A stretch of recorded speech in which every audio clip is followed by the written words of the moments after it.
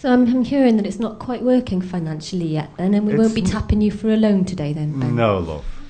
No. It's a shame about that. I would say, I mean, answering your question about, is it exciting about the numbers? Yes, it is. I mean, particularly for Vision on TV, where the core of our content is what broadcasters term minority content, and either they won't broadcast it at all because it's not balanced or something, or apart from, say, Michael Moore, who they will broadcast it, or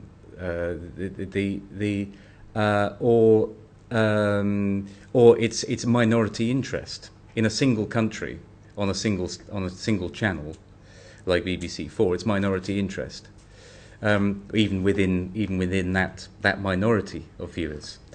Whereas once you're broadcasting over the internet, you've got what's known as the long tail. You know, where you can potentially pick up all the viewers who are interested in this subject all over the world. So yes, I mean, the internet is a solution for minority distribution, I would say. And I should point out, we give away everything free, and our financial models for distributors, for producers, are uncertain. That's the honest way to put it.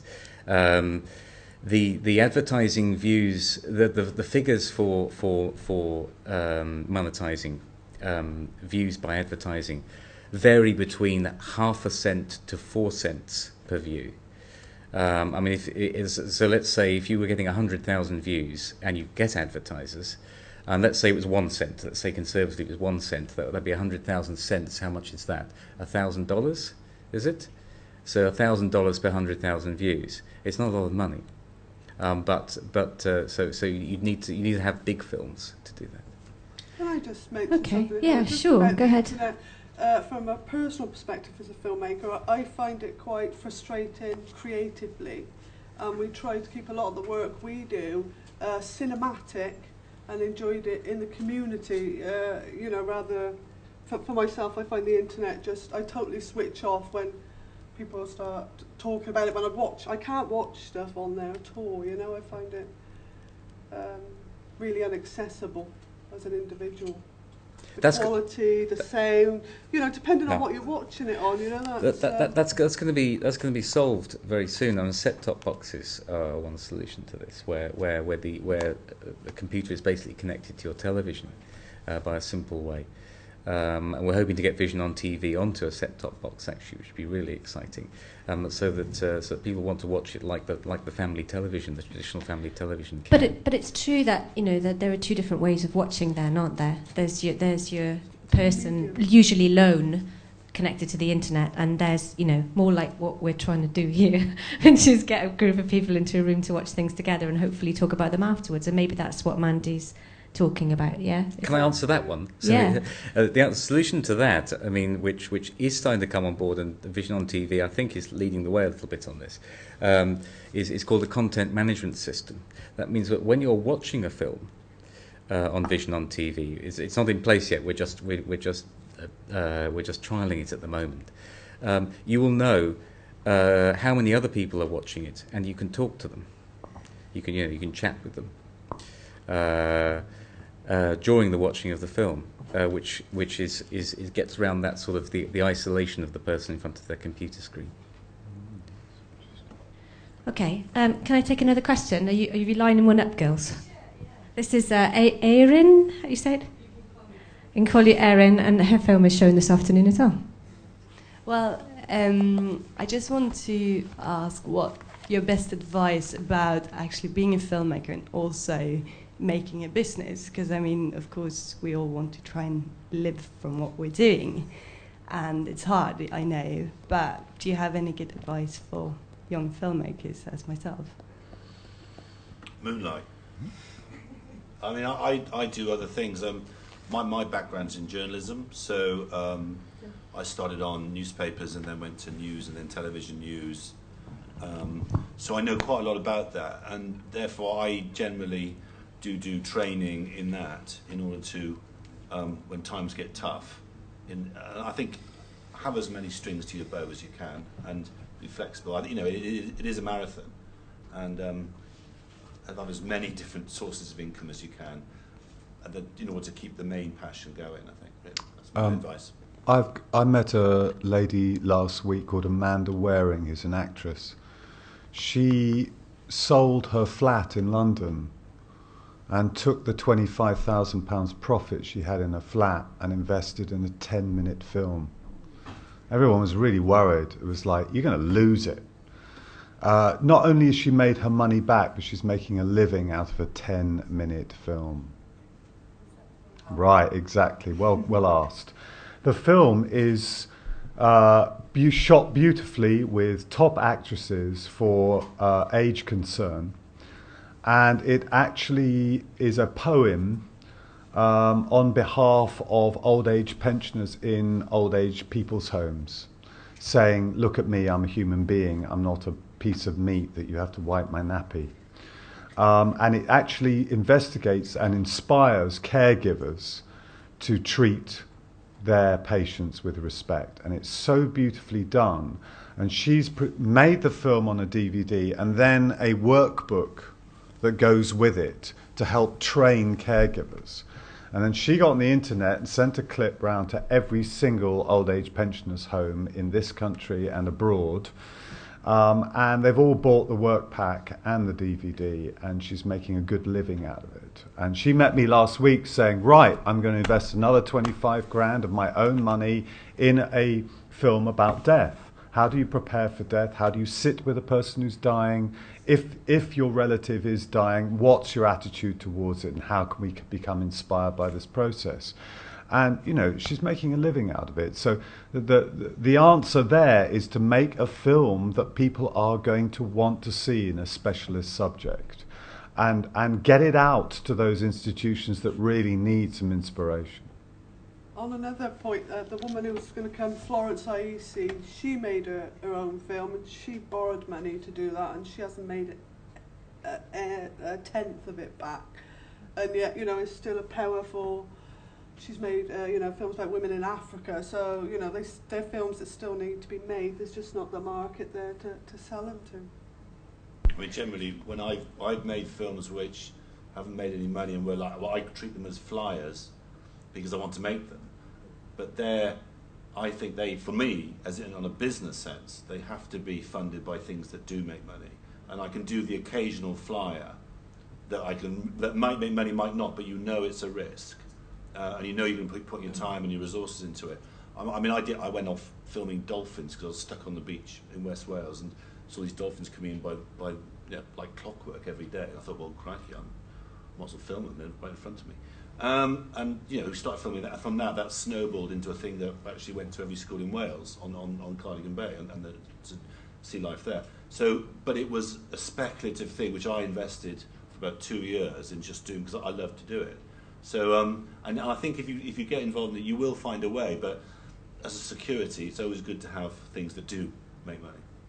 I mean, every single website, every single company wants a film about their business. You go out and say, here, you make some flyers on a company that you really think is great. It'll take a week of your time, maybe a couple of weeks editing, and put it out on a little thing on a website. And then you contact companies and say, let me do this for you. Let me have something people can watch that will make them understand your company.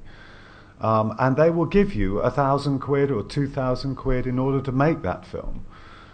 You make 10 of those, and then you go off and make your film that's going to be a bit longer, a bit higher production values, that's a bit more specifically targeted at people. I mean, don't forget, most television is pretty useless. It basically makes your adrenaline rise, or makes you want to drink more, or makes you want to have more sex with your partner. That's about it.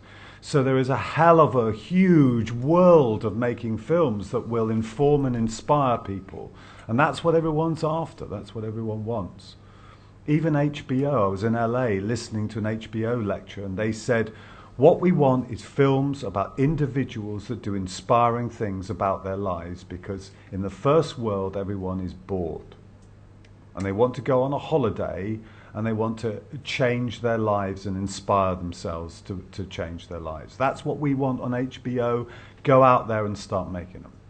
I thought, yes, ka-ching, I've got a film about a guy who goes across America looking for God. It's a personal experience to inspire his own life.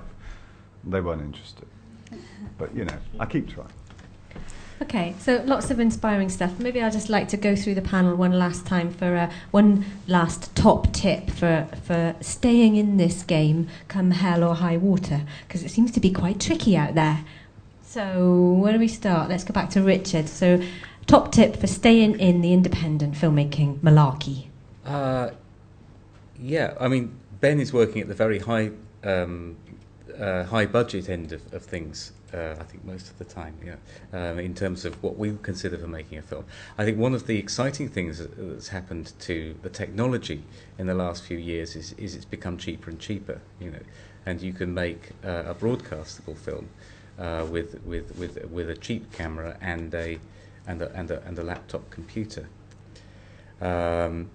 And so keep your production costs low. For anything speculative, I mean, I also wanted to say that remember Martin Scorsese saying never make a film which isn't funded.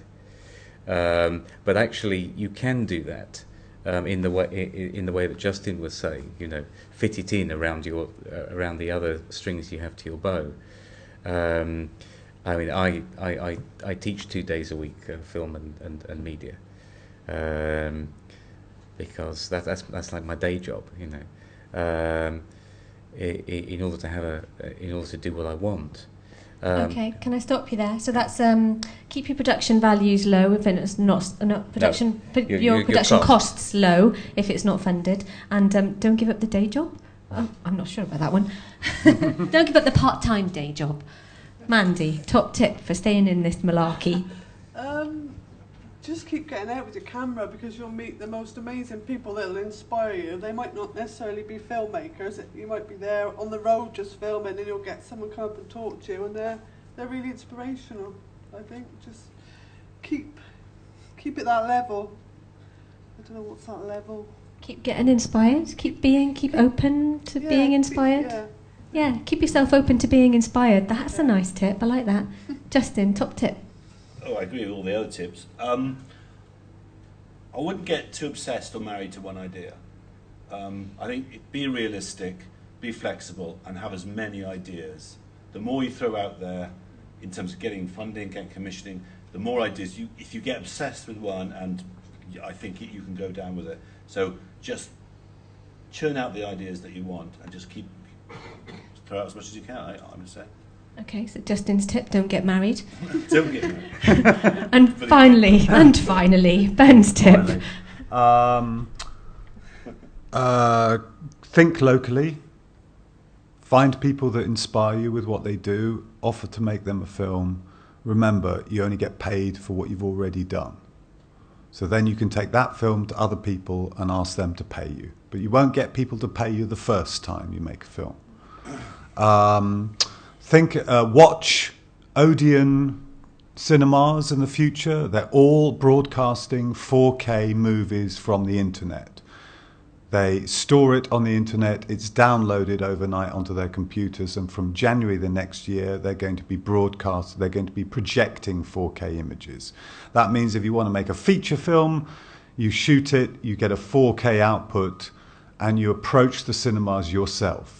You go to a distributor, they'll take 50%. So, at least. So think locally, make films for people who want them on their websites, and watch the big boys, and don't have any problems about walking into the head of Odeon TV saying, I've got a feature film I want to sell you. Okay, so the final message from cinematographer on One Giant Leap, Ben Cole: do it yourself. Yeah, DIY. And that's a very appropriate note to end an Undercurrents Beyond TV discussion on funding and distribution in the independent film sector. Great!